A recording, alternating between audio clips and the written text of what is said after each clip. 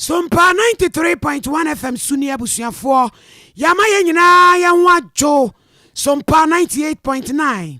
Bromantam krotam sunwane ne nkrotoa wonum su kuramu se twetwe ya woto ede apeten hyene so saka se boemu betun radwen channel for Facebook ententan kase ne Sonia kenkade afra kase no ede amamo mampanyini na nadodan kwa kufuado na sama wakanisa so ya wensa asesem so ne manimu no ano wonye se wo monkrata sem obeni nyina abefo kwan enemre Maame Samira Baumia and den Samaton Central for nim ebra wobo adwumako bi abaso yi 2023 budget no edom ketua se wonye ntumu bi ada hutedi na yekọ ahwodenie mu nsem so a osoafo abede akire ahwodenie afam onambo Andrew Ejapamesa wona ne Sompa kase edi nkomo bi abatan no mo ka kire chaasefo se SHS ahodo so nkronsu atu agu nkwada ne so rewo no no wo mommoa ne anyi saa wo hawo imfiri mu kra bambofo agere abrantie bi ya abrantie no su ane ban bi a woda na die no aka ho bi amasrafo ani abere pa na yebekwa asante mampon maburu bi akeka wo mo abom gina wo mo hempon achi ede na asie watu anamon bi ne nyina no eya anamon pa se awurade ya adoma ne nsa ka bi na wotre ne nsa ebeboa enhumasua Nuxufo de futuo amaban. Sanso so enene Kumasi Jubilee Park na sewani ensa wo ka kire ede ne koso. Wanchi ya no wobro mantem no aprosifo aye dwumason ma gato ahodo no a twagya ede atumu. Ensam no ebi ka ho anwumre yada asiam wadwe na ye hya asia no na na kwabra kese na afei. Wahini ni amakranchi adazo asof mami premier ni kase bono ni mu nkyerechemu no enedidi soyi mampanyini na nadodan kwa kufado se braso se yensa asesem ni nyina da ye bekire ni nyina dogon abefo kwan digitalization wose no ne bebo so ye ne ten wodi asemi to jo national land conference e course so e won kran aso ye hwe ensase baade no dode odi asemu amaye no de tentam so December busumi ni da ya etoso enson na mampanyini na nadodan kwa kufado se na enibia bayi na abekwa so ye bi no obi da so kura pencil ne pen ni krenwa so na wo tworo nkrata nwanwa pa wose e braso se e kire niam nyina dogon digitalization edigu akwa ba akoso na niam na ye etia kura wose na ban no na ni suade hu intervention na ya na edi kan no se ebe kai a eno ene kokofa land bill no ede eba ya ni atro de ato be se mfisha be se aduonu kura mampani na adan kwa kufado 23 December eno yes an hye ya wode ba betu mu a eno mu no kofa mfaso bebre de ba ya me nya customary land secretariat kura efri mu a wode ba mampani sem no ebini. The customary system of land tenure, including the Abunu and Abusa systems, had been the pivot around which our farming practices revolved. Unfortunately, in our urban areas,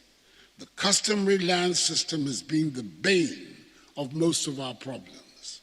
such as double sales of land, wrongful sales of lands by people without capacity, multiple claims to land by different stools, skins, clans, or family, among others.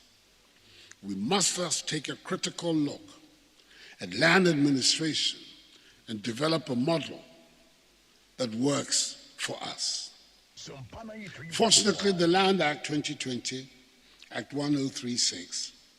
provides a strong foundation for fashioning out a workable and efficient land administration. The Act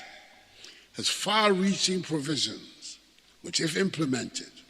will go a long way to build the effective land administration we desire. Key among them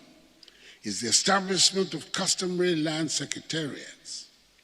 to see to the management of stool, skin, family, and clan lands. Restrictions on large disposal of family and clan lands without the concurrence of the Regional Lands Commission. The power of the Regional Commission to survey and demarcate land. The provision for electronic conveyancing.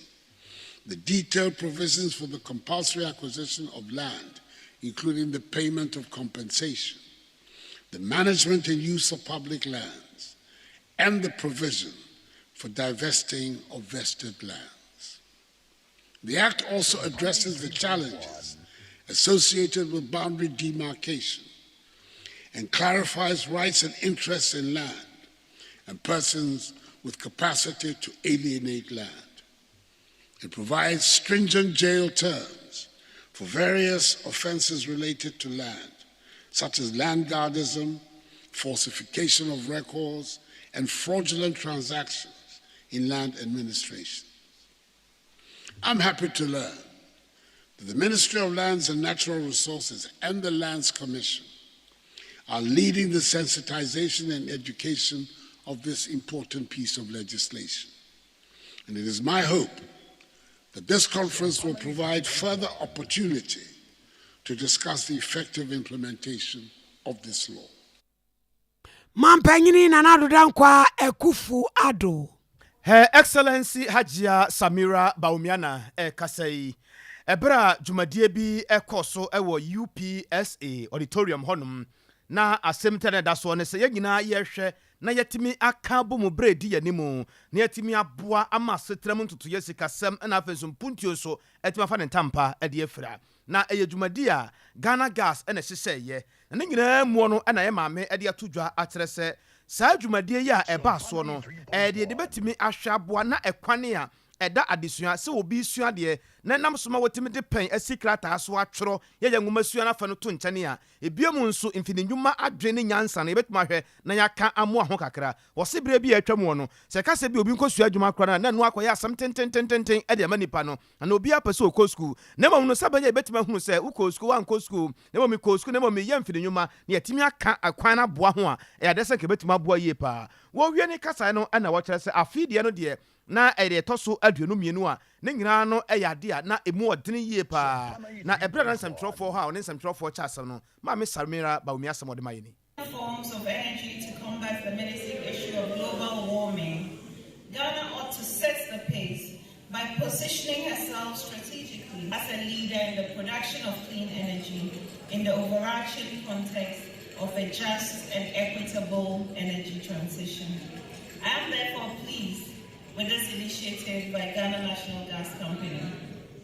which seeks to bridge the gap between academia and industry, as well as empower and inform critical stakeholder groups about the management and operations of the gas industry. This 2020 edition of the Gas Challenge has no doubt been as challenging as it has been exciting. This year's competition, which began on the 27th of October 2022, is drawing to a thrilling conclusion today. This challenge will help prepare students for the future job market in an era which also requires them to learn new skills.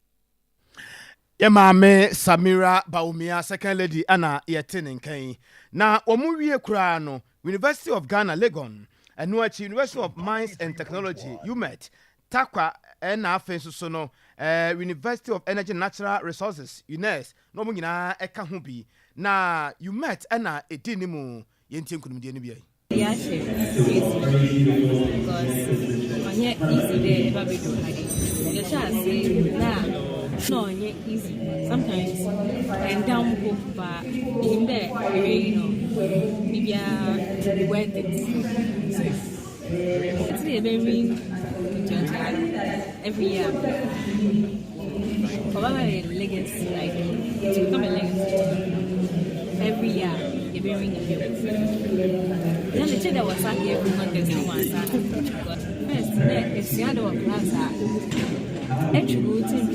and you might crowd on your bus, and in there, I couldn't see day now what day. You might have gone to our day. Watch out. We you met at the Suafoni be anayeti wo monkai. Edrom ketu amrashe bedwafie ranking member wo ginemu e wo fotrosan aso yenimu. Wono ana emrashe bedwani ma de hye wo adwumako enyan esiem. Yera kesala to forsen. Eno si 2023 budget no a wa kenenam framam so na o ma proof no. Wo mun proof bibiara hutie de wo. Na ho tete ho kura kakra bi eno wo tete ho. Na say ye proof o na ye ma kwan ama owura kanoforiata ama kwa ne asɔe enya sɛ de de bɛyɛ wɔn adwuma de ayɛ adwuma ne de nya de a wɔn agye atom na yɛ keka ka ne sɛ ya na ɛkɔyɛ sɛ vat ne yi levi nsɛm a wɔn pɛ sɛ ɛyi firi so na wɔn agye atom so no kura bi ani hɔ a ɛwɔ. Yesterday's approval of the budget principle does not constitute approval of the budget. So, for the records, the budget has not been approved yet. There are processes, approval processes. First, there's the need for Parliament to debate the principles of the budget and consider approval. Subsequently, Parliament, after debating, voted on the principles and got it approved. But it should be noted that we in the minority has indicated that going forward, we have zeroed into certain things that we believe is wrong. And number one, there are a number of tax measures that has been introduced. Government requested Parliament to approve 23 tax measures. We have noticed that out of the 23 measures, 2 of them are measures that we cannot support. The first one has to do with the VAT, value added tax, and the second one has to do with the VAT,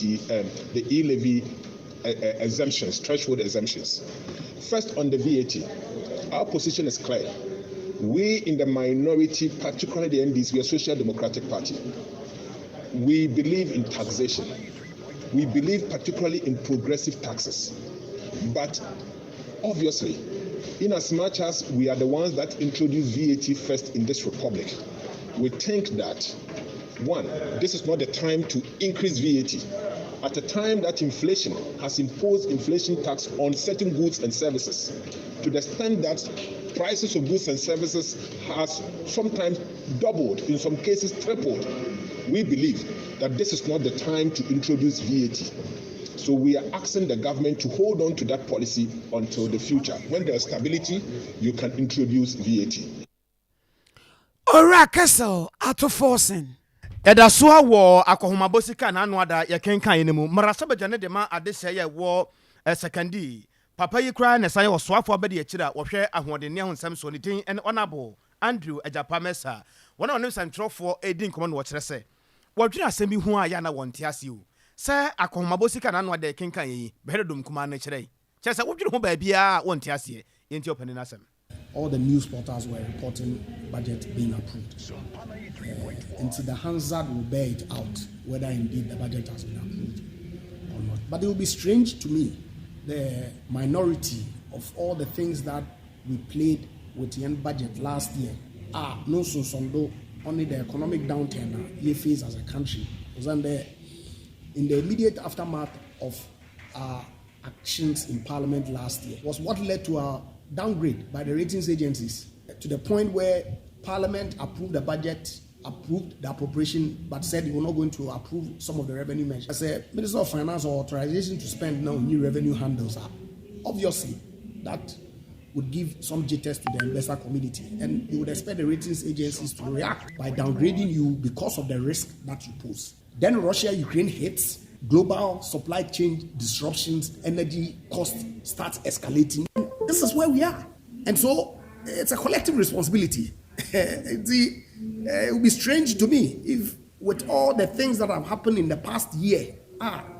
for 10 months,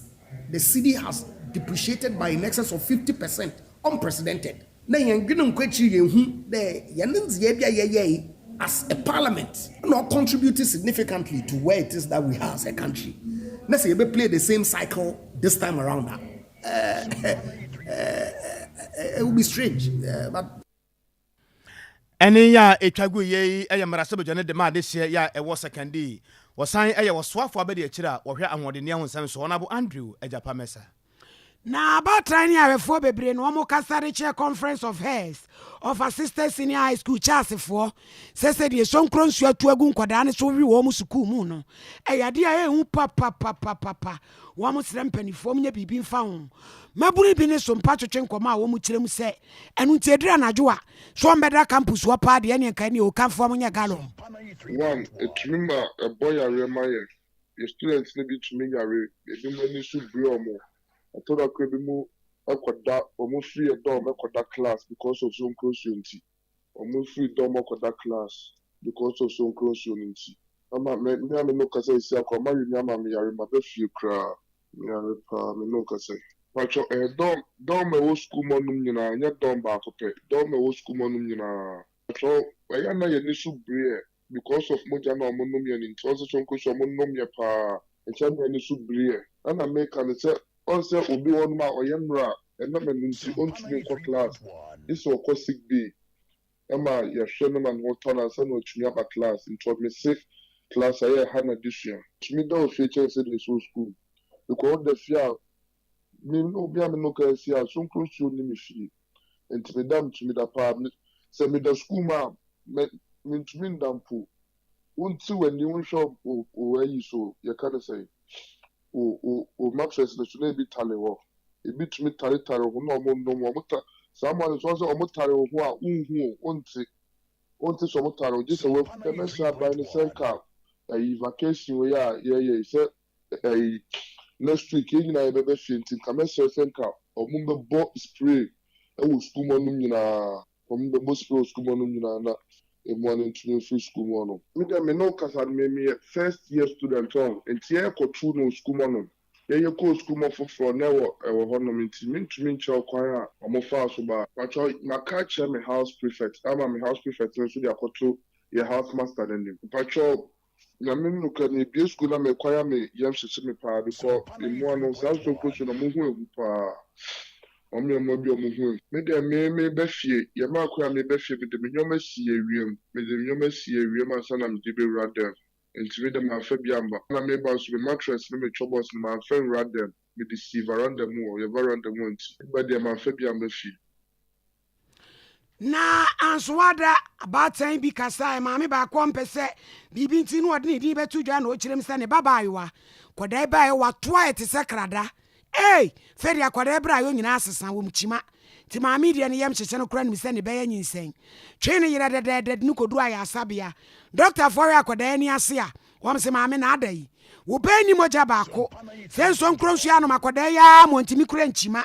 yɛ akɔ yɛ awerɛ wo sɛ mo papapapapa ɛno nam so no mɔmo frɛ sukuufoɔ mpanifoɔ sɛ yɛ ano ɔmo bɛkɔ no deɛ ne nkora ne bɛwu o sɛ mmoa no wɔma teɛ gyina economic crunch mu so wɔn so hia mogya paa kyɛ sɛ wɔn fa tesi wɔn nkɔdaa no ho okɔ school na ɔfrɛ me sɛ nsonkuro so ɔnti sɛ metɔ aduro brɛ ɛna visiting bi ɛtɔ aduro no bi kɔmaa no but still na ɛwɔ hɔ ɛna me sɛ nsonkuro nsuo deɛ agye sɛ ɔmo treat the whole school because nkwa treat wo mattress anasa wo bed a obi deɛ ɛbɛsa transfer aba ti school authority na ɛsɛ wo treat saa ɔyɛ saa treatment wei yɛn treat baakofoɔ enya deɛ address no o school ma obefro ha wadwen sa so nkro so we no wo so ntimi nya ho hwe sese oba wanya code no ho nyina epo na ne so bre no so enye is nkra na ebre me ba oba ne say America say omuma akwan last time oba afie akwa ne nyame nkwa nko otwawe waye fail waye hoya ena oba ya no 2 months na onya 1 month unu onya ne menses ye kwa ne nim say bia akoye nkra bonisem say so nkro so we na ma ne moja nyina awe edene call hospital ko check na mu hu say why anemic ana omuma ni didi enkontomre ne kwa nsusu na ye to mojadroma no ansa na wotimi anya na menses very serious ano so there that don't cross so nintino one say onya used to into ene ho mete te chance bia holiday bia na bia obenya bia de se woje exact na wa bafi oba na me na eko o se mo me so cross so mintimi nam one aduane papa omunya bi ni wo school mo so cross so say wi wo mu saa adai yo maame ya ne kwasiada ya no adworofo ade kwa odi anya hoden na je o mtwe bi aka na de aka kro no de perifo nya bibi pa mfa ho kwabena na nso ebi yo so ebi awe menye school mu kra fie kra bi awe me pa omo ye mo ho ahomete pa omo de moja mo de ade omo ne je ho pa ye moja na no abayi mu anase de obi ntimi no mai say totwe se onyanom wa wo te se akokono se de picture na baye no na mo moja ne be gunu mu a wa aboma ba ko pawura wo dem a eni be na wo che no wa wato apeti ba bia no mo dwonso chen de wo ho no sa ha se moja no manom a wa yesa na so mo me ntontom de moja ayo moja de abusia ye ko bema camp abambɔfoɔ abɔmmɔden ma wɔn nsa aka abranteɛ bi a yɛfɛ no sɛ Rufai Abubakar. Na Rufai Abubakar a yɛka ne ho asɛm yi, wahyɛ ntadeɛ afa ne ho pɛpɛɛpɛ sɛ srani a wɔwɔ diberɛ kɛseɛ paa ɛwɔ sra adwuma no mu. Na ɛberɛ a na wɔbɔ mpɛmpɛ kakra hwɛ sɛ wɔbɛnya ewiemhyɛn bi akɔ Tamale akɔdi ne dwuma sɛ srani deɛ wɔnya duru Air Force Base wɔ Bema Camp hɔ sɛ no kyɛ sɛ n'ani twa kurukuru na ɔmo sɛ dabi sɛdeɛ aberanteɛ esi kɔba yi ɔsrani biara wagye nteteɛ papa biara ni hɔ a wɔbɛtwa n'ani kurukuru saa ɛbaa saa na kyɛ sɛ abambɔfoɔ yɛ wɔ ɛhɔ nom no ehunu sɛ deɛ papa no si ahyɛ ataadeɛ no mpo sɛdeɛ ne nan no esi kɔ ne nsa no si ba no mo sɛ aberanteɛ wɛrɛ sogya ni nante saa sɛdeɛ aberanteɛ esi bɔ n'ani prɛprɛprɛprɛ saa no sogya ni kura bɔ n'ani prɛprɛprɛ saa ntoma bɔ apii no na ɔmo busa ne nsɛm baako mmiɛnsa bi enti bambɔfoɔ no busa no sɛdeɛ bambɔ mu nsɛm sitiɛ no ɔmo de ɔmo kasa no kasa no ho no wɔamua wɔ ɔmo sɛ baako nie kikiri yɛyera aberanteɛ yi a wɔyɛ lieutenant colonel na ɔmo sɛ wɔse meyɛ lieutenant colonel na ɔmo sɛ rank sɛn na wogyina na ɔsɛ lieutenant colonel wo sɛ busa me sɛ rank he yɛ akyerɛ sɛ yɛbusa no sɛ woyɛ adwuma na ɔsɛ me deɛ mewɔ northern region hɔ command headquarters hɔ na mewɔ na ɔmo sɛ saa wowɔ headquarters yɛate wayɛ adeɛ gyina ha yi o commander paa yɛ hwan yɛfrɛ no sɛn afei na ɔhwɛ ɔmo anim kikiri aberanteɛ bambɔfoɔ emia no sɛ aberanteɛ no nipa wabu ɔmo afa so nyɛ nipa ketewa koraa na ne ntotoyɛ mu nyinaa no na wɔtwa kurukuru nya na nka wɔsɛ kɔpɛ wɔ wura bi yɛfrɛ no sɛ Abdul Fatahu abu nafa so 3,000 Ghana cedis bi ɛde ayɛ n'adeɛ na ne tira nkɔ yɛ yie na ɛbɛrɛ bambɔfoɔ edo so no kakra wo so no kakra no na ɔmo di n'akyiri no kɔɔ baabi a wɔteɛ no ɔmo kɔ duru hɔ a bɛhwɛ adeɛ yi nneɛma ɛyɛ asraafoɔ nneɛma nko a ɛna ɛwɔ ne dan mu ebia mu nso ahyɛnsodeɛ kyerɛ sɛ obi kura saa ahyɛnsodeɛ na wɔyɛ sraani a wɔdi mu a ne dibere no kɔ anim paa na wɔwɔ bi ebia mu nso adwadeɛ krataa yɛ business cars ahodoɔ na egu no hɔ ɛna afei so nkrataa bi a ɛsom bo paa na ebi wɔ saa aberanteɛ no hɔ ɔmo san pusu aberanteɛ no kɔ anim kakra no saa aberanteɛ no kɔ wɔ yere mmienu na ne yere baako te ablekuma ɛna baako nso ɛte olibu na ɛhɔ nom no ɔmo kɔ na ɔmo kɔto mmaa mmienu mu sɛ aberanteɛ fɛ no sɛ Rufai Abubakar no mu nim no na ɔmo sɛ yɛ ni no paa na ɔsɔ ɛmo de na ɔsɛ yɛ kunu no wɔyɛ adwuma wɔ so wɔyɛ srani asa agorɔ asɛm no akɔdi polisi adwumako ne fa yɛyɛ hwehwɛmu ɛfa abɔnefo ho nsɛm soɔ na ɛnɛ anwummerɛ yi a yɛkasa yi no bambɔfoɔ de krata aba bɔnten yɛ ɔmo kyerɛ sɛ aberanteɛ bi saa no abɛdi ɔmo asoɛyɛ nanso aberanteɛ ɔmo kasa ɔmo gyaa no sɛsi anya adeɛ sɛ bɛboa ɔmo de no ɛɛto baabi ansa na waboa wɔn ɛwɔ hwehwɛmu baabi a onya ataadeɛ no baabi a wɔfiri baabi a wɔkɔ botaeɛ kɔ wɔ n'ani so enti a wɔbɔ ne ho bra saa wonya srɛ no so yɛ srɛ no ɛbere pɛm sɛ ɔmo yɛ saa hwehwɛmu no nyinaa wie a ɔmo de babɛto nsɛmtwerɛfoɔ yɛnim yɛfiri mu no yɛkɔ Asante Mampɔn ɛmɛburu bi a wɔfrɛ mo concerned citizens of Asante Mampɔn sɛ wɔn hene Dasibere Osebo nsu wɔn taa n'akyi te sɛ ntintiman sɛ obi bɛba paa de galamsey bɛba deɛ wɔn sɛ galamsey wɔyɛ widini wɔyɛ korɔmfoɔ wɔyɛ borɔnsam tinyadeɛ wɔn ma kwan ne edi bi abɔ wɔn community oni titiw ne benim community na de odi koya nim ene owura Victor Owusu wɔn so wɔn ahunu communities ahodo a galamsey nti ensuo wɔn nya bi nom yenya asase mpo ne de banchidua ba akwasi wɔ emprawanyi nsenso atu atese enti wɔn ntra wɔ ema saa wɔ hawi ebi ma meto wɔn wɔ friends ntwofo nhia mu na wɔn so wɔn taa wɔn nyene Dasibere Osebo nso akyi sɛ adwumakuo bi a wɔmanya ne ntie sɛ firi nkran aba na nananom no mu ho hwe wɔmafo obu ama nananom sɛ ekura permit nti wɔn ba betu galamsey no wɔn ma wɔn kwan nɛ wɔkyena ka ho wɔn de bɛsi ani akɔpem to wɔn bɛfiri wɔn pɛprɛ ne so de wɔn nim sɛ dwumaden ɛne de kyikyiri kuro ɛnyɛ galamsey asɛm aba ne sɛ obiara ni hɔ nom a ɔwɔ Ghana man mu ha sɛ saa mmerɛ yi a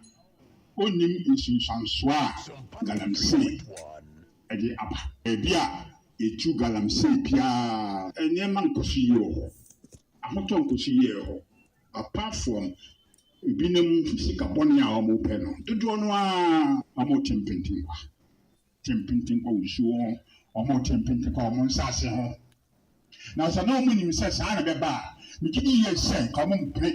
ɛma yɛn fa wɔn nsase ɛnyɛ galamsey eti yɛn kɔnsɛnfoɔ yɛtena hɔ a na edwene yɛ a na ehunu yɛn na dabi ade a yɛsi nkurɔfoɔ ama nsuo yi enti yɛbɛtena hɔ ayɛ anumum amebi abɛsi ma mpɔn ha daabi da yɛntena hɔ ɛma no nyɛ sa na asante te so yɛwɔ kasa bi sɛ sɛ ɔhu sɛ egya atɔ ɔyɔnko bɔdwo so mu a na ayɛ dɛ yi asɛ nsuo yɛyɛ dɛ yɛnsɛ nsuo nsi wo yɛde abɔbisɛ no bɛyɛ dɛ yɛbɛnum nsuo no mu woanhwene yɛ a wosɛ wo sɛ nsuo nsi wo ansa na nkɔfa nsuo no mmra no na egya no ahyɛ ɔbɔdwesɛ na wode dika fa ɔbɔdwesɛ no fa no nsuo no mu nti yɛn deɛ yɛde abɔdwesɛ yɛ dɛ ɛnu nsuo no mu ɛmaa ne mɛma akɔfoɔ mma sɛbe yɛnim firae ɛna yɛaso nsiyɛ yɛnim deɛ ɛkɔ soɔ nkurɔfoɔ ama so na deɛ ɛkɔ soɔ no munim deɛ de ba ɛkɔm ade nti na ɛkɔm ɛfiri sɛ nsase no nyinaa galamseefoɔ ayɛ dɛ ɔma ahyɛe no sukɔm ɛno so deɛ ne de ba ɛfiri sɛ nsuo no a ɛwɔ saa mpɔtam wɔ no cyanide ne mercury ayɛ no ma nti nipa no ntumi nyɛ dɛ ɔmotumi nnom nsuo no ebi na kuta mi nsuo no ɛyɛ a me nua asanana aduanahene ebere mu anyinam no otwam hɔ no ebi wɔ no saa so de kɔ akɔkyerɛ me kuromfoɔ pressfoɔ ba so am de akyerɛ sɛ nsuo a wɔyɛ sɛ yɛnom ma no yɛ yie de bɛba ne sɛ sika kakra a mobɛnya afiri galamsey no mu mo de bɛtɔ aduane adi me kurom yɛ nnua aduane wɔ hɔ nti da bia mobɛkɔ atɔ wei ɛyɛ Victor Usu concerned citizens against galamsey asante mampɔn sɛntwerɛfoɔ nhyia mu a wɔfrɛ yɛ sɛ dwumakuo bi firi nkran aba yɛ mu nananom a kɛba bɛyɛ gada no ɛne ɛwɔ wio bɛsi ama nwansa si so ɔmo yɛ so mbɛtu ne hɔ de a Panimpa edema Alpha and Omega Publications ɛyɛ nana akwasi agyakum hene nana kyerɛ sɛ wiase nyame yɛ wadom na wonsa ka bia ɛyɛ atene wonsa mebi nka obi a ohia mo afiri sɛ wiase nsa kɔ ɛna ensa ba na wɔkeka no ho atu ne botomu a ama kyerɛ sɛ enkrata ahodo a ɛbɛboa adesua ɛne adekyerɛ ɛna wɔde kɔma asafo hene ɛkyamfoɔ asafo boakye agyeman bonsu ɛna wɔde kɔma no wɛde nyinaa no ɛyɛ awukudɛ dɛ twatoɔ nhyehyɛeɛ ɛna wɔde kɔma nana na ne nyinaa mu no ɛna nana kwasi agyakum hene yɛ wɔyɛ panimpa ɔne nsantwerɛfoɔ ɛkyɛ asɛm yi bota ɛno deɛ ɛyɛ simple yɛn anim sɛ mmara a yɛwɔ mu yi sɛ yɛyi nwoma sua ɛfiri mu a wotena wiase a ɛnyɛ yie na nansan a yɛn regional minister education minister ɛka sɛ wontimi ɛnni baba na ɔmfa nsuadeɛ na wontimi mmɛyɛ ɔman bapa na Ghana Education Service so ama yɛ kwan sɛ ɛkwan a yɛfa so twerɛ nwoma a akwadaa no bɛtumi adwene na watumi ayɛ innovative na watumi ayɛ creative na daakye watumi abɛyɛ ɔman mapa ama ne ho aba ɔman saa kwan no so na yɛafa so atintimi nwoma no ɛno nti na ɛnɛ so no nana ɛdi adɛ ɔdi awukudɛ yi yɛso yɛhwɛ sɛ yɛte ne mpasua so enti na ɛyɛ sɛ yɛnim sɛ ɔno so nwoma ho esua ho hia no nti na ɛyɛ sɛ yɛso yɛba na kakra yɛde ɛbɛboa no broni sɛ social responsibility nti social responsibility towards asafohene enti nene yɛbɛyɛ saa adɔyi even they are underestimating the crowd but not less than 200,000 Ghana cedis. Book no range from crèche, nursery, basic class 1, economic class 6, science, creative arts, our world, our people, numeracy, literacy. Inti bibia akola here a free crèche, economic class 6 there. Yedibi amanana said your debema na wie kwa no se owafuti obi edema ne mma ene ne wofa no sabi ye nya ne sa enti kakra meka ne se enkola na omo son manu ma omo nyire omo ma ne yatintim ne said ye usua na abusa wonsem enti no omo nsua woma ne yie na nsembisa so a wo ho no omo embusa no na omo nsua ne yie na omo ntwere ne yie na daakye eso beba mfaso ama omo nana akwasi agyekom hene ɔno na yɛtene kan kɔfare by edema Alpha and Omega Publications. National Union of Ghana Student News for na wɔtwerɛ nkrataa yi wɔn so wɔn srɛ mpanifo ne titiw no wɔn mɛtoto nneɛma wɔn masuanum sɛ sraki bebrebe ɛkɔ soɔ no public universities ahodoɔ no nyinaa ne ɛho aka dwa mu akoya asom mienu ntokwa kwabrane atuata nansi tunumu huma hia me no onum wonom ne ho akere yen se ntwerefo nhia mu a wofre ne ne no se braso se fa no nyina betra se no mbekọ benkrom no mahu kwampa mo befa so na srak no a ma enwumasua ya nwonwan no ye afiri ho enkrata president Dennis Labian Pofo ena fe secretary Bright Aboagijesi ena wo mugina ma wo mo fraso ye hwe ebo adwuma e wo nwumasua so enim sanim anim mprempre ya no panifo nya bibi pa fanfa ho na menye owura Alex Opon Checheku e wa homa ne so. Hello Mr. Alex majoe ye na o mama na mo ti sen awura na me adum na mo so mu nyina asem ho ye ya ho ye de akwaso e susu said wa how bi bebre academic calendar no yo me pato medals na match ya wetiefo nyina so no krese ne wo kan na e de nsunsanso bebre na bebre school for the academic calendar de call mo a wawie school a wo twen se won certificate beba na nka wetu bi akwa abonti akwa akoto ade opeso yes one opeso to school so one so a opeso to bi koye adwuma ni nyina nsunsanso a etuate a achechefo dom ko edi aba no ni nyina betu bi aba school for so na wo hwe a wo ha wi e bekonko ha che empanifo no tu anamo no de no mo ka yo sisi ano efiti bosome nkron ni mu na omate atua de aba bisi samri na kamia yese esukufo bebre na ama kwan omo wofie no nti na ama enkomodidi anka wo se timi koso na wode so sanema we nyina no no ebe se akwama na ma wona wo so di san komo no tena se no hyehye se awie papa beba ma afanu ni nyina etimi ato won ho ase no wagya no flisa onim se sukufo ni ho nti no ene se wotimi soso ano ama ne ye kakra enkoduru se sukufo abande na nka wotumi apa no pomasibre na emom no ensunsanso a ekoso sesie a yenso yenti ase ne se eye sukufo a owo suapon hodom sua de se nkadaachi bi obetima be ya kyerɛkyerɛfo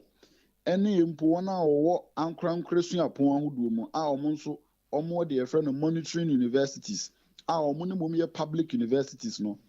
saa ankrankra suapon mu fuyi no omo nso ade kyerɛ ne sene ye wo so omo ti fa so ye omo ne ma ne nyina ntimi nkoso firi se monitoring universities na kyerɛkyerɛfo nyina wo strike enti se aban ye na adwen se esukufo ni sukum eye wona wo public universities ni mu sukum sisi a enti obenya ntoboase adede asem na toboase atotwene na ase kakra akuzi se obeba ebe ha adwen bebre firi se na kame akwa se wona wo sua de abeye akyerɛkyerɛfo da bi no omom na omo kyerɛ mo se me no wo ka se ye twa na wo twe nwoche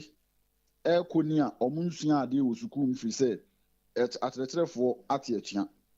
enti se twɛn se asemi bekoso akoso for na wotwe baako na mienu edi animi a edi nsunsanso bebre na beba enu nti na yen as a National Union of Ghana Students ya kan se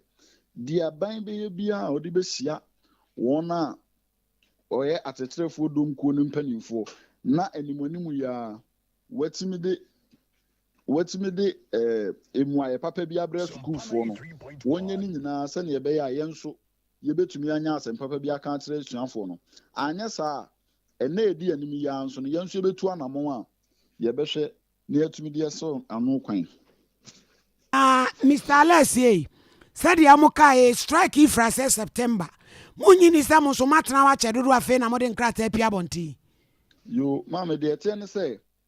free September no na atetrefo ko ewo suapon a wona wo sua de abeye atetrefo no pe eho na o mate etua over omo negotiations omo ne aban no ekoya enya mae na etre ekeka ko animu no ena won so owo aban suapon ahodo mu nso no ede betum se won nso won komodidi a one aban akọ a efa o marketu ya ho nsensem ho nso no enya mae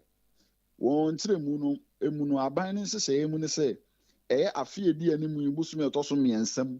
ena omo betwen ne o ma se di nkita ho a omo de bebuobu se na ebe ye omo betua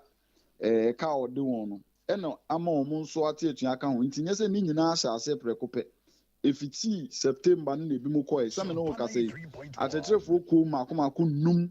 ena akọ strike aye ka se ni nyina mboma ma prekope if it is September na de ba be si November eno makwa na yentumi ntina ho nhwe say because of negotiations our government entimi ne omunnya ntino yen ho ntere yen ma mesi sesebra ha me pa cho se na de suate campuses ahodo no sesi ade ma me no ka say campuses ahodo no public universities in the bebre na makwan me ka me say wonyina akra makwan na emom teacher training colleges ena bebre na ewo school level 200s na 300s na womo nso owo school mu no adekere nkoso adesua nkoso enso ha eba abontin senke wo se na o chiefwe mi nko mokoko kire no nso a esansa adekere na adesua nkoso ntina no nso entumi amaso amatese bibia ya agensem kakra sesi ano ko campuses ahodo na ebi kofie wono nso a wonim ne wo ye nso aka campus a ohun de onye won ho enti se no mo behwe ni mo akopem da ben yen de mama we ye di kan a ye de aba betudwa ya tire na ye tire na edoso and o say ban December na de ba ye num na ya tro say 5th December na National Executive Council of NUCS a school for anodifo mo various levels ni nyina hia ya yetimi ye meeting de ye kulutira gu nkata yesu bae na emom no efri na oche edi animu mu ba nyina de aka nyina ye say yebetu anamo akọ stakeholders aban ni akyerɛkyerɛfo ku ahodo no ho ne na omedidi nkomo ansana ye inform ye next line of action a ye nso ye de baba betu dwa ma mu nyina maso ate ora le so poncheche ku Sompa kase anwumre ye bede wase bebre na obre na wadaji menso me do masifi mame ora Alex so poncheche ku eye nwumasuamu cheche for the man nooks wono ene nikodi nkomo yi sade ebe na enuane beba kuromu ma ye ne ayekopa bi ato ade akoye adwuma ahodo so wo fiefie ahodo mu ene monte ahodo so no ebenya aduane ne bia de ntaka ho bi ama mofa ye wo asante mantamu omatu anamo bi atwenuane afiri mi ahodo pi abakumase Jubilee Park dwumade no ase no na yenua be ma kwa mi redu wo hono a wone adehye bi ekasaye me bae no me ni agime amatobi me nta nkodwom ma be ne kodwom but me bae no I think the price ne wa hande come up inti kodwom a ye hwese ye man nso eja so be yiro mo hona o matete bo nso se de mbeto ne ha no kakra bia nso a mo yire so market too much inti things I have prices na aduane na okay ye de ba pisi ni apentum cost 45 cedis pe me kumba bibri 5 cedis ba be come market o me ba akokra ma be 10 cedis so they just have to be fair na cause we go obre be say hu ne se eye me kra na menim na mente iti me ba ha last week ena o mo kai nti enne me de me ma ba school na me se me ba be hwese no kra ampa me ba nso no kra de ma bodie ma to bodie ya me to eni me no nyina 15 cedis nti eye chance de ye to no wodwom no te mo nkoso amfamla ye bisa abe ye bisa nwo ye bisa adwon ni nyina ye aduane esisi yenye bi abe ye ntimi nto ti ntimi ni abe nkwan ye ntimi ni nwo ye besre mo asem nkoso amfamla ye beba ye konso be ka che ye nuanom afoforo a wo monte ye me na mente obi ne kan ye na me se me behwe the modiato mo so some person mo ye no very good ebe ma aduane ye pese nsaka di no ye betima ade obia betima to ne sika wanya bia no betima da be to bi say 5 cities or 10 cities o benya bi e wo ha for the campaign edwom de na me free say ha no be to no ha no ma e be boa ene mba me to board ye wode mi no de kuta mi o mo de mam 30 cities enu achi asante mantamu pare kwankyerefo a hwekua adwuma ho nsem so eye Reverend John Manu kwam redu ebopian kakra that's anopa nso no se na edi kankan no planting for food and job edwa no egusu ye ya kuzi afi no beko na wie ye de awura foforo na ene wa behu ye de bodie aba bodie no ye de load sa kia no enan ene ye de aba ranu na de ba ku bia fa kia load mienu ena afi ye de gari aba the beans aba afi spring onion ni vegetables no de na e wo hodeta nti say gari ni beans no na abeka ho local rice so wa twen senka yenuanu bi de catfish ayaho oni ni di hu ko ka na kese last week no de ba eti no kwase no utumu sese no eniema no pagya na pagya unse ye hyase no na body no kra mountain na de body no ye ma ne banura enwumre se de be anopai no obia bedu anan ko no na body wa enti ya me adom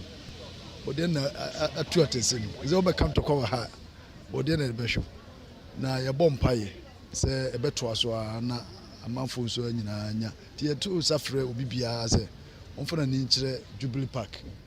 ben prempa samne ho na planting for food and job idwa no e koso kuada ne ya Asante mantamo pani kwankyere for hwekwa adwuma ho nsam so Reverend John Menunka ana yati yi Yakobunu Wanchi say yaka say Wanchi Divisional Criminal Investigation Department one man intelligence department my process adwuma kuom aka bom ewurawura ntokro ne abomu ene emronto ewo Wanchi chichie mnante kwa bi osusu se ne wi wo mo wibie na nipa wo mchi wo baba akoka ho se de ma ko beje conference ba ya wo mse ade bia de meme yi wo mbeye wonu su gina mu pa ya wo hibia nasiba obieda wo mfinhia no dunkron Abdul Nasiru aduonu nwotwe Adama Ebu aduonu nson Muhammad Siaka aduana miensa Yare Fajo aduasansia Adams Tijani aduonu nsia Fi Moses aduowotwe papa wanyen vije aduowotwe Sule Samala aduonu nkron wo mu nyina atwere aba no kukum wo so nya ha ba bi awo ya osusu se ba ha de hie bia na Wanchi Divisional Prosi Criminal Investigation Department wo mu dwumadie wo so de donhwere ba ko simaduasa ene wo de yeye bibia da mu toten o se ba be di bronye wo mpeso mbo ankrankre ene agapade ho ban Honorable Francis Nantwibuaten wo na ya assemblyman e wo brono no so se no kuranie wifo no ha dwen arifu adwen be ya no mo ha mama nyesa mo pi nam se police for yo mo ya se bibia ye mitu na mo ko commander o se no kura ni nyame ni pa o mo de ya nam so ntem ho no enye ade betin bi so ka batira ni rata batira na ye ji o mo ya se o me ba be sa so be ba be diem se nyame adum ra enam se e ba so ma o mo be tiche sa afo no ji na no kre so patient no ko so kan no it ma so metima ka se we metima asa no because sa afo no mo ko e sa ne ma no mo wi no be kro no ase ai de aka ho this is we tisafu ya say I think say chrononas anu bebra as your community no yesu egusu de say betima de ama community no afa na tuma po efre bia no yesu egusu ye say police one so boy ti doma we bia from to me say high state na kwa e say de me no ni so mbe ne sa man yo run Nantwibuaten assembly man mmei ani maye mobo rade hu mobo yi bedi bronya police for de say bronya bia be do mo ye swap aja I don't know. Hey, I seja. Hey, Semo. Wanchi. Na Ghana akwa komu mu be. So ba ko hom do ma me no. Akwa komu be. Hey, Semo. Paseo. Na Ghana fo bebre na esu kire se ekwane a MTN, Voda, ene network ahodo ka ho do o mo fa so no. O mo ka so mo ne je ho an o mo boa kra. Hwe bronya eba. So obi ma no o mo ade kakra bi pe. Ya block me sem. Ani ya fa ensam na koye ten akwa se Bible mu asem ye kan ye nweda efri se sabi mobile phone na kita wo mo no ne ma e wa ma no ne obete wo mo nka e mobile phone ya obedi dwa e mobile phone ya wo kwago so akwafa bode a wodi ka sende sika no e ma woni pa akwafa bode ne wo no ho obedu na bibia ya krado no ode aba ene ye mfa sika nse hu ntu kwan e mobile phone ya nene ya wo se betwa mo twa sen sadi e twa mobile phone mu sadi e twase mu cheze Ghana phobia ke ka o madwene papa na wo de yenti se Ghana phobia sika sai ade o mene ye ne se ya register me mamba ha be ready mo se Ghana card aba if you be Friday ma bro ke mi sisi mo se mo bi so me sa masa abetna la e dey tena so mo dey akomedi agrosa do mo ye nenye so mo fi say so mo la na wo mo tim ni ye nya adwuma bi mo wo mo nka ni ehu de ye be ye ma register but still na mo block e bia caminese Register ni ya mame. Register wa but still na esa bedu kuma se block ya me bia kamede. Na bisa ba no pay me bedru be almost be 5:30 na me hwe queue no so a. Menya number kwa na say 132 na say ade a say nru anwumre ansa na adu me so. And MTN for at least mutimi ye bibi a betimi abo se na be ya e be get access no be to menya internet ma kwa adwuma. MTN for omuni ND ni ye ba kokura ye timamufo as a yes citizen ba unyasi we Ghana card ya we are citizen tin ko register we ye OG 5 cities am you register you register your birthday days no block lie you a businessman as a businessman what job adwuma won ba betena se for where they who ba be registration hwe lie ba MTN for network no come do mo ma me lawyer na come do mo court no e junction to MTN so the omo ye no me customer ni je ho a na be boa MTN for me be hwe shopping mall a you pay go a enye easy kra enye kra the omo ye no omo ni timamufo ni ye it's a person demonstration na kedi junction to MTN so the omo ye no airtime it's a corruption ye na ebam 10 cities to 5 amwa me na dey to aba ama ba omi aka se uguta Ghana card we citizen and you may be a cost of memoir and this my NDC MPP my chatting memo for your solia no penny for no was can you the two the vamos will lie the cost of memoir yeah black Opani kwadwo chei amuako eye IT expert papa official pa wo na moti sen papa ya pomu ye pa na wonso e Yankopon da Roma yenso yenwe Mira chei Ghana for ya so na dene ana se eye boapaye na ba bia ya beduru yi edi enti ene ya beduru hasabri 3.1 yo mamenchia Sompa TV ni radio ahwefo ne atifo na anumbe na menamase se matonsa frɛ me sɛ mo ne me chadwin e wo Ghana first of all Ghana for asunyedin Ghana yasunyedin na emum no eye policy implementation ena se we implementing na we implementing year edisa wa how we ediba enti so obisa me se Ghana for yaso na edin a ansa me de be ma no se Ghana for asunyedin na emum no a policy implementation. When you don't implement it well, it fails. Na a failure, why na sabi no ho kwadra mu ana say why na olusu the central government. Enti answer metimi de ama o question a obusa ye no eno no. Papa, sesei wo hwe ewiase nyina ya ye wo ya. Eye mobile phone ya sesei ye me no kasai. Minim ba bi awo na minim ne awo ye but one na mete na mobile phone ya ekita wuntia aban no ambition bi so obetimi generate sika bi ya ode ba nwene wo man no ho yie ye fe de say yi levy ade senso ye block won sem no doso die futuo pa na wode ba ma aban ene Ghana fo anwumre yi omonya chefa wo ye nkomo yi mu bi Sompa de me kan se medamase na magina matiefo nso anam nso adamase firi se abrebia no ade we hu da wubone mefa ne se sensitization ahodo mobɔ mode afre anintin ne ade na moye emamatiefo no nso nyamu chefa enti ebebo mabaso wo sa kwan no so menua aban no eye se obeye Ghana card nye na start way back 2003 enti ya wo ho ntwetwede saa besi mefa ne se 2017 year MPP ba o second term a ye se ye be sa atoa so na brofum ye be fa ne se ye be reincarnate no na awu na emu ye be mana nyane na ya sa ye bibi foforo ye mu bi se ni die nanka niema ye ni suade hunu ekwan a na omo fa so anka omo pese omo ye no no fa baabi na toche kakra ye ni mo di nkomo wo hu bibiri na ne ye nim se beduru mbi na eba be si sa amre efiri se se CIA me no kasa se CIA National Identification Authority omo aka kire ye se omo ni card a ye de printing card a ye de printing omo ni bi ye nyina so ye o man mu ha na ye de budget a ye bodi a ye ntimi kra calculate e call parliament ni agitum ni de mass authority no omo so omo ni card a ye de printing Obama producer akọ internet abẹ́fọ̀ ntẹ́ntẹ́ àná sọ ní wọ́n bọ̀ biometric card sẹ́ wọ́n pè bí wọ̀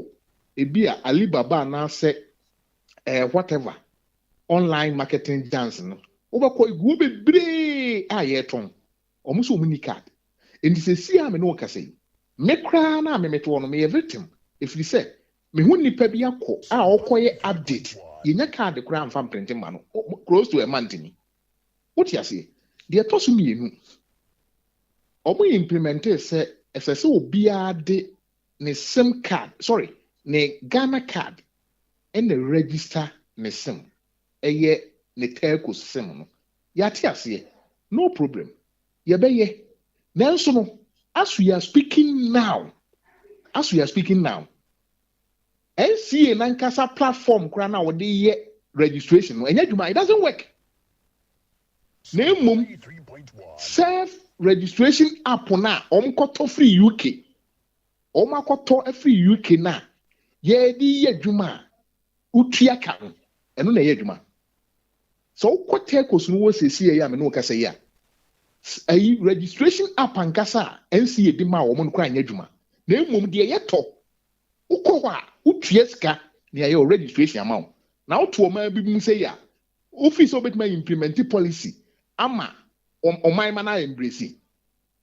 At the end of the day, say MTN are yet the giant, the highest subscriber of telcos to Ghanaian citizenry, and I say people residents in Ghana no, and abroad, whatever. No.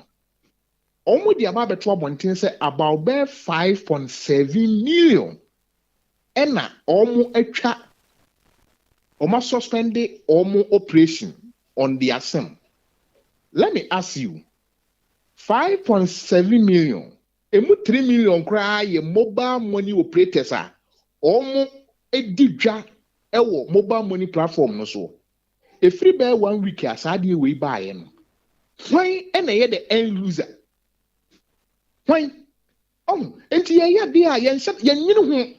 ye dig na me can ne any pa se MPP call